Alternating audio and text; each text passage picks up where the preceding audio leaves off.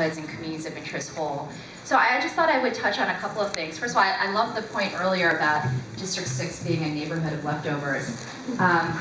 One of the things when I was campaigning that people often talked to me about was how incredibly diverse this district is and how hard it would be to campaign with a single platform of issues. But the one thing that I think we discovered when we were organizing and campaigning was that actually, despite the diversity of the neighborhood, a lot tied the neighborhood together.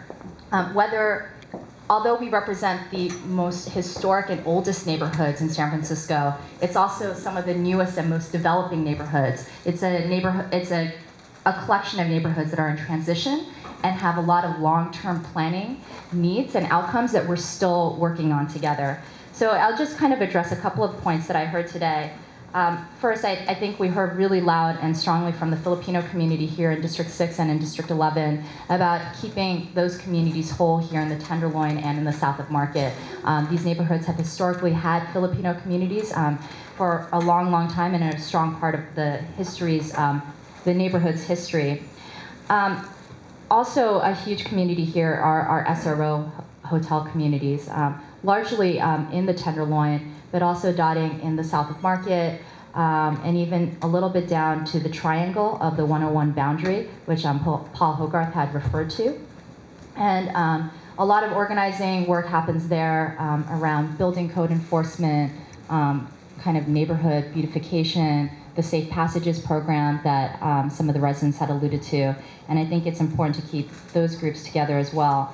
I know that the Macapin Triangle neighborhood was also here about keeping the triangle together. It is a newer neighborhood association, but they are working really, really hard to make the neighborhood safer and also bring kind of more amenities and infrastructure to that area, whether it's open space or better streetscaping. I think the most important thing from my perspective as a representative is really a lot of the planning that we do in District 6 and how important it is to keep those planning areas together.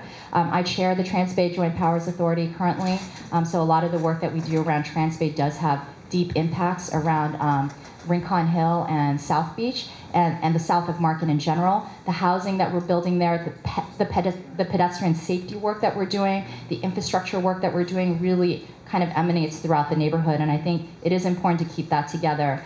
Folsom Street is also, has long been considered the boulevard for the South of Market, and the plan is really to make Folsom a two-way street that knits South Beach and Transway Terminal all the way through West Soma down into the Mission. And there's a lot of work that's happening around there, and of course keeping that together is really important. Redevelopment, we have two major redevelopment area plans that will continue under the successor agency, and that is both Mission Bay and Trans-Bay, so taking that into consideration as well. Folks had mentioned that the high-rise residential is very unique to District 6. I think that's true. That doesn't really exist everywhere else in San Francisco, and the needs of those communities, I think, are different from other districts. We are a very mixed-use neighborhood. People that live in District 6 understand that there's a lot going on, and it's not your traditional residential retail neighborhoods that you see dotting the rest of the city on the west and the south side. I will speak to Treasure Island, and I apologize, we should have done a little bit more work in organizing those communities to come out today. Treasure Island, a lot of the residents there use the same community-based organization services that are used in the South of Market and the Tenderloin, whether it's Catholic Charities, Tenderloin Housing Clinic, Swords to Plowshare.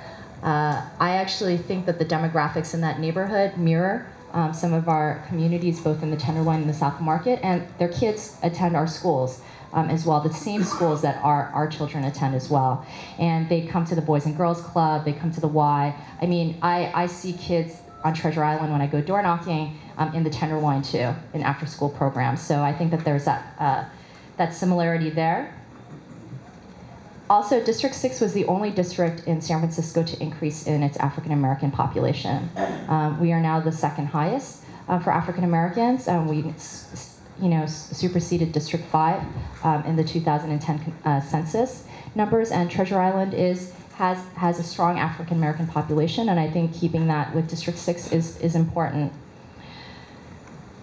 I think that many of the points have been highlighted. I mean, I think I'll just really say that currently we're one of the smallest districts now in this current draft plan. So I think including a little bit more of what our residents have talked about wouldn't hurt too much, I think, in the residential, especially in Trans-Bay, where there isn't a whole lot of residential yet. I know in the next 10 years, it's probably going to be very challenging to keep District 6 and our neighborhoods together. But I think currently, for now, we have a little bit of area to grow up to Market Street, down to the 101 natural boundaries, and keeping Treasure Island together. I'll just say this again. I mean, District 6 really is a neighborhood in transition, and there's a ton of planning input that goes on with our communities that are really about making our neighborhoods more complete and stronger, and keeping that together as much as possible. I think it's important. But lastly, just really want to thank the task force for being here, and D6, welcome. And it was really a pleasure to hear all the comments and input today, and also the pride that people have in being part of this community.